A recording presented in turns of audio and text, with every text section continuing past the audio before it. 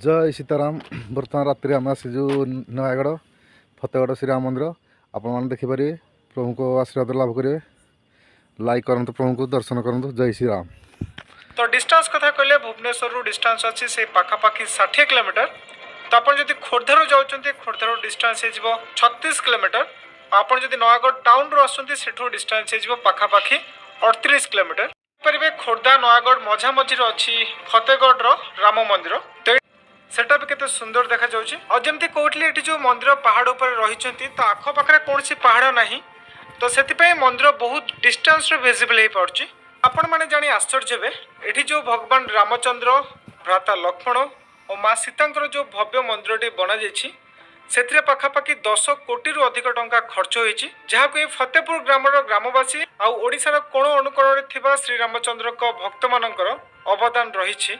आपण मैंने जमती देखिपे एठी मंदिर को देउल स्टाइल रे निर्माण कर भोग मंडप रही, जगमोहन रही, विमान बा गर्भगृह रही। भगवान रामचंद्र भ्राता लक्ष्मण और माँ सीता पूजा पाँच कम्प्लीट जो 3टी स्तर अच्छी पत्थर रे तैयारी कर देखिपे केते बढ़िया कारुकार्य बा आर्किटेक्चर एठी बना जाइछि। तो मुख्य मंदिर को छाड़ी मंदिर चारि पार्श्व बा चारि कोण आपण कहिपारे 4टी मंदिर रही, जहाँ को नयागढ़ सबुठु फेमस मांकड़ पत्थर रे तैयारी करा जाइछि।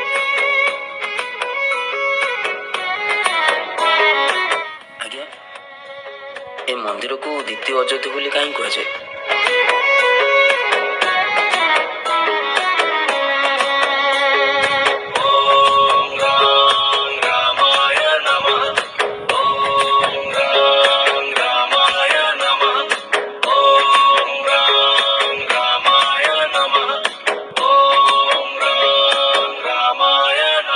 जो पहाड़रू दिने आविर्भाव हेइथिले सुदर्शन, से पहाड़रे स्वयं संस्थापित मर्यादा पुरुषोत्तम चक्र क्षेत्र ए पवित्र माटी रे गुंजरित गोटिए नाम भक्त प्राणरे प्रतिटी तुंडरे जय जय श्रीराम भावरे भक्ति रे उछुड़ी जाए रे आम द्वितीय अयोध्या धाम, द्वितीय अयोध्या धाम।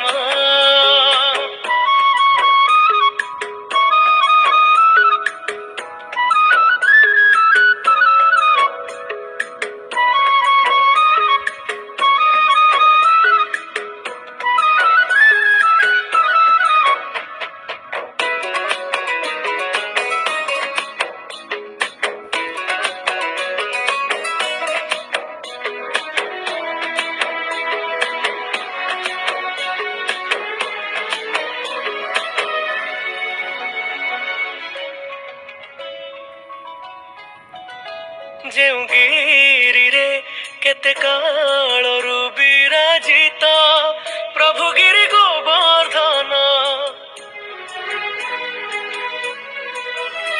से